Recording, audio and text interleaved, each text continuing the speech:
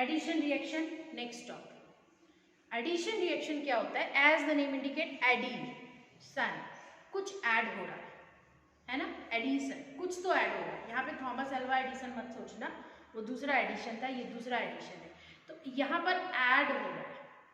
और substitution, substitute मिल रहा है, एक रिप्लेस हो रहा है, उसकी जगह पे कोई और उसकी कमी पूरी करने के लिए आ रहा है। लेकिन यहाँ कमी नहीं पूरी की जा रही है, यहाँ क्या हो रहा है? परमानेंटली ऐड हो रहा है। तो अब आप देखिए कि अगर ये मीथेन है, ठीक, तो क्या यहाँ पर कोई चीज परमानेंटली ऐड हो सकता है? बिल्कुल नहीं हो सकता। क्यों? क्योंकि ऑलरेडी तो हाइड्रोजन ऐड है, हर जगह पे हाइड्रोजन है, तो उसको जरूरत ही नहीं है किसी और को अपने साथ ऐड करने की। तो हमेशा याद रखिएगा कि एडिशन रिएक्शन जब भी होगा तो वो एक अनसैचुरेटेड हाइड्रोकार्बन में होगा। क्लियर? अनसैचुरेटेड हाइड्रोकार्बन मतलब वो जिनमें डबल बॉन्ड या फिर ट्रिपल बॉन्ड बना होता है। तो मीथेन में तो ये हो नहीं सकता, तो किस में हो जाएगा? हम C2 ले लेंगे और H4 ले लेंगे। क्या है ये? C2H4। इसका नाम क्या है? इथीन। सिंगल बॉन्ड है ना, तो एन होता है, डबल बॉन्ड होता है तो इन होता है, ट्रिपल बॉन्ड होता है तो आइन होता है। तो यहाँ डबल बॉन्ड है तो क्या है ये? इन। दो कार्बन है H, तो H इन। ठीक है, एथीन में हम एडिशन रिएक्शन कराएंगे। अभी एडिशन किसी भी चीज का हो सकता है ना। अगर आप खीर बना रहे हो तो उसमें ऐड करोगे शुगर, और अगर आप कोई सब्जी बना रहे हो या सूप बना रहे हो तो ऐड करोगे सॉल्ट। तो एडिशन रिएक्शन में हम कुछ भी ऐड कर सकते हैं जिसकी हमें रिक्वायरमेंट है। तो यहाँ पर हम चलो हाइड्रोजन ऐड कर देते हैं, बहुत कॉमन सा है, जनरली हाइड्रोजन आपका ऐड बहुत आसानी से हो जाता है। तो जैसे ही H2 यहाँ पर आएगा, क्या होगा? एक H इसके साथ और एक H इसके साथ जाके जुड़ जाएगा। तो अगर एक H इसके साथ जुड़ गया, ठीक है, यहाँ पर दो पहले से थे, तीसरा ये हो गया, और इसमें भी ये दो पहले से थे, तीसरा ये जुड़ गया, तो इनका डबल बॉन्ड जो है वो सिंगल बॉन्ड में कन्वर्ट हो जाएगा, सिंगल बॉन्ड बन गया, यानी कि ये अनसैचुरेटेड से अब सैचुरेटेड हाइड्रोकार्बन बन गया। ठीक है, जनरली हाइड्रोजन ऐड होता है क्योंकि हाइड्रोजन तो बहुत ज्यादा होते हैं, अबंडेंट इन नेचर है, और हर अनसैचुरेटेड की ये टेंडेंसी होती है कि वो अपने आप को सैचुरेटेड बनाना चाहता है। क्लियर? तो इसीलिए हमेशा सिंगल बॉन्ड या डबल बॉन्ड वाले हाइड्रोकार्बन अपने आप को सैचुरेटेड बनाने के लिए, यानी सिंगल बॉन्ड वाले बनने के लिए हाइड्रोजन को अपने साथ ऐड कर लेते हैं। ठीक, ये अभी ये रिएक्शन तुम सोचो कि क्या है, ये रिएक्शन कभी हम कॉमन जिंदगी में भी यूज करते होंगे, पता नहीं क्या रिएक्शन है, ये रिएक्शन वो रिएक्शन, तो ये तो हम कॉमन लाइफ में भी यूज करते हैं। Hydrogenation of oil, liquid oil होता है, ठीक है, हाइड्रोजिनेशन ऑफ ऑयल का एक एग्जाम्पल है, वेजिटेबल ऑयल है, उसको वेजिटेबल घी बनाना है। ठीक है, यानी कि अनसैचुरेटेड है ऑयल जो लिक्विड स्टेट में होता है, जो आप लोग के घरों में आता होगा जिसमें पुड़ियाँ तलते हैं। आप दो कटोरियां हैं, एक कटोरी में रिफाइंड ऑयल रखा हुआ है, वेजिटेबल ऑयल है, और दूसरी कटोरी में घी रखा हुआ है। क्या देख के तुम पहचान सकते हो? घी जनरली कैसा होता है? सॉलिड होता है ना, और ऑयल जनरली लिक्विड होता है। तो देख के तुमने पहचान लिया कि ये तो घी है, ये तो ऑयल है। ठीक है, अभी मैं यहाँ पर तुमको एक एग्जाम्पल बता रही हूँ हाइड्रोजिनेशन ऑफ ऑयल का।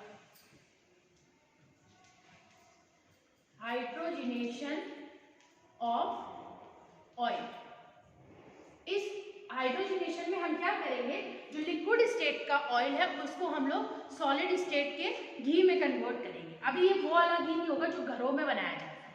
ठीक है, ये घी जो होता है ये इतना अच्छा नहीं होता है। अगर आप कंपैरिजन की बात करें तो vegetable oil is better than the vegetable ghee. क्यों? Because ghee is saturated and we need more energy to digest this saturated ghee. ठीक है, and vegetable oil is unsaturated, so it is easily digestible. हम लोग जब इसे खाते हैं तो बहुत आराम से ही हमारे बॉडी में जाके डाइजेस्ट हो जाता है, क्योंकि रिएक्शन में पार्टिसिपेट करता है। अनसैचुरेटेड है तो रिएक्शन तो करेगा ही, और सैचुरेटेड है रिएक्शन ही नहीं करेगा, और रिएक्शन नहीं करेगा तो उसे ब्रेक करने के लिए हमको ज्यादा एनर्जी चाहिए होगा। समझ में आया? तो आप लोग जो ये समोसे और पेटीज खाते हैं, उसको खाने के बाद आपके जीभ में ऊपर के साइड पे जो आपका ये पैलेट वाला हिस्सा है, यहाँ पर आपको क्या लगता होगा? कुछ ऐसा लगता होगा कुछ चिपक गया है ना? तो वो घी नहीं होता है, वो डालडा होता है, यही सैचुरेटेड। ठीक है, तो अभी देखिए इसका हम एक ऑयल का बता रहे हैं। ऑयल का जो फॉर्मूला होता है वो कुछ इस तरीके से होता है। यहाँ पर R जुड़ा हुआ है और R मतलब होता है एनी अल्काइल ग्रुप, ठीक है। ये C के साथ डबल बॉन्ड से C जुड़ा है और यहाँ पे R लिख दिया है।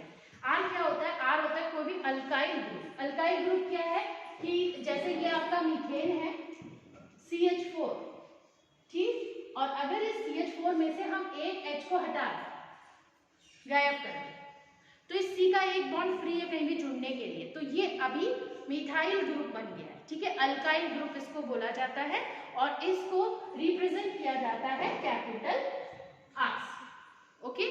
और अगर कहीं भी X लिखा हुआ है तो X मीन्स होता है हेलोजन। IUPAC नेमिंग पढ़ाया था मैंने, तो अगर कहीं भी X लिखा है तो मतलब समझिए वहां कोई हेलोजन जुड़ा है, और R लिखा हुआ है तो वहां पर कोई अल्काइल ग्रुप जुड़ा है। तो ये अल्काइल ग्रुप्स यहाँ पे कोई भी हो सकते हैं एज पर the nature of the oil. अब क्या हो रहा है इसमें? हाइड्रोजिनेशन है। हाइड्रोजिनेशन मतलब कि एडिशन रिएक्शन पढ़ रहे हैं ना, एडिंग ऑफ हाइड्रोजन, तो इसमें हाइड्रोजन आके ऐड हो जा रहा है। ऐड होगा तो क्या होगा? ये अनसैचुरेटेड है और अनसैचुरेटेड से क्या बन जाएगा?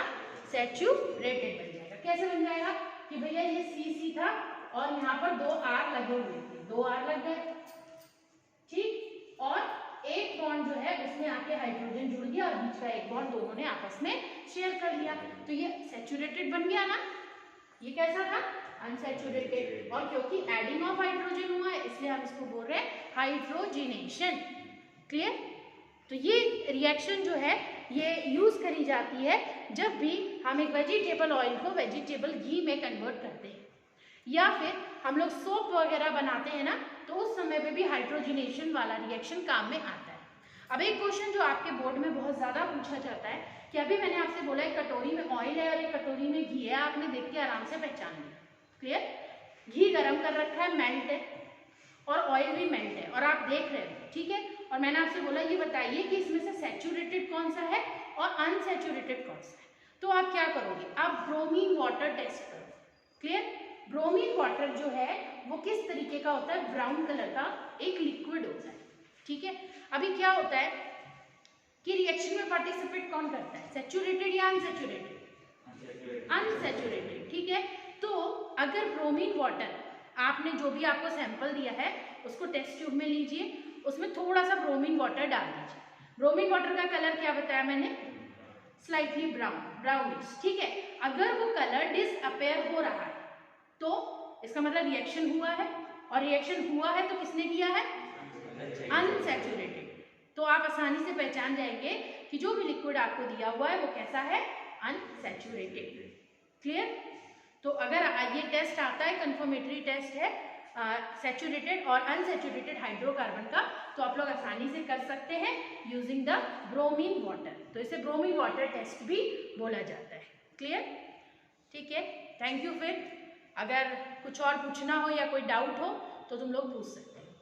Thank you for watching.